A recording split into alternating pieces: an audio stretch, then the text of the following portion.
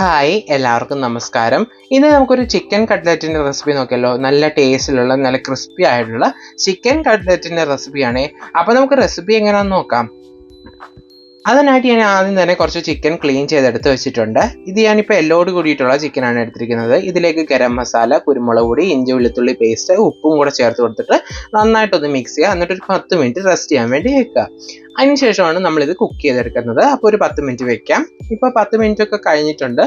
ഇനി ഒരു കുക്കറിലേക്ക് നമുക്ക് ചിക്കൻ്റെ കഷ്ണങ്ങൾ ഇട്ട് കൊടുക്കാം.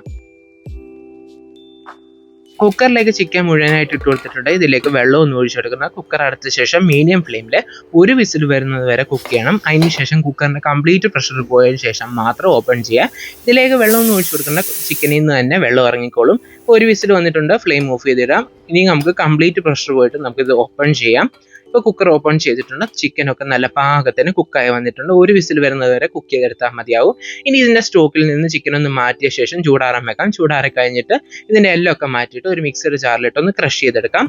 ഇനി നമുക്ക് ഇതിൻ്റെ മസാല വഴറ്റിയെടുക്കണം. സവോള ചെറുതായിട്ട് അരിഞ്ഞതും, പച്ചമുളകും, കറിവേപ്പിലയും, ഇഞ്ചി വെളുത്തുള്ളി പേസ്റ്റും കുറച്ച് ഉപ്പും കൂടെ ചേർത്ത് കൊടുത്ത് നന്നായിട്ടൊന്ന് വഴറ്റിയെടുക്കണം.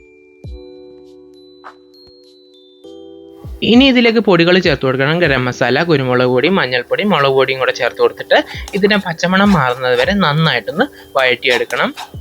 ഇനി ഇതിലേക്ക് നമുക്ക് ക്രഷ് ചെയ്തിരിക്കുന്ന ചിക്കൻ ചേർത്ത് കൊടുക്കാം. ചിക്കൻ ചേർത്ത് കൊടുത്ത ശേഷം ഒരു മീഡിയം ഫ്ലെയിമിലിട്ട് നന്നായിട്ട് ഇതൊന്ന് ഫ്രൈ ആയി വരണം. ഇതിലേക്ക് പുഴുങ്ങിയ ഉരുളക്കിഴങ്ങ് ചേർത്ത് കൊടുക്കുക. ശേഷം ഇതെല്ലാം കൂടെ നന്നായിട്ടൊന്ന് മിക്സ് ചെയ്തെടുക്കുക. ഇൻഗ്രീഡിയൻസിൻ്റെ ലിസ്റ്റിലെല്ലാം ഞാൻ ഡിസ്ക്രിപ്ഷൻ ബോക്സിൽ കൊടുത്തിട്ടുണ്ട്. അപ്പോൾ ഇതെല്ലാം കൂടെ നമുക്ക് നന്നായിട്ടൊന്ന് മിക്സ് ചെയ്തെടുക്കാം. ഇതുപോലെ നന്നായിട്ടൊന്ന് മിക്സ് ചെയ്തെടുത്ത ശേഷം നമുക്കിതിലേക്ക് ഇനി മല്ലിയില ചേർത്ത് കൊടുക്കാം.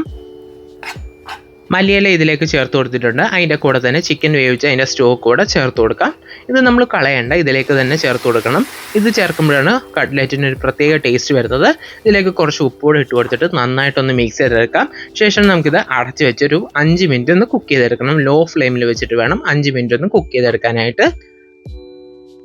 ഇപ്പോൾ ഇതൊരു 5 മിനിറ്റ് കഴിഞ്ഞിട്ടുണ്ട്. അടപ്പ് മാറ്റിയ ശേഷം നമുക്കിത് ഹൈ ഫ്ലെയിമിൽ വെച്ചിട്ട് ഒരു 2 മിനിറ്റ് കൂടെ നന്നായിട്ടൊന്ന് മിക്സ് ചെയ്തെടുത്ത ശേഷം നമുക്കിത് ഫ്ലെയിം ഓഫ് ചെയ്ത് ചൂടാറാൻ വേണ്ടി മാറ്റി വെക്കാം.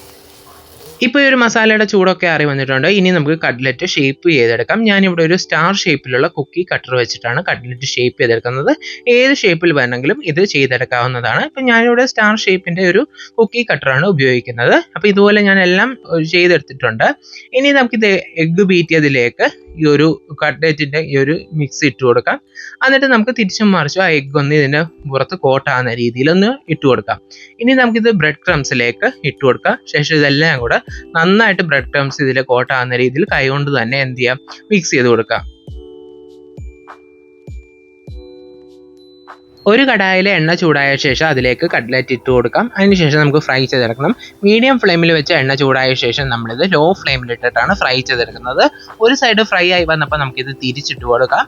അതിനുശേഷം മറുവശവും നന്നായിട്ടൊന്ന് ഫ്രൈ ആയിട്ട് വരട്ടെ.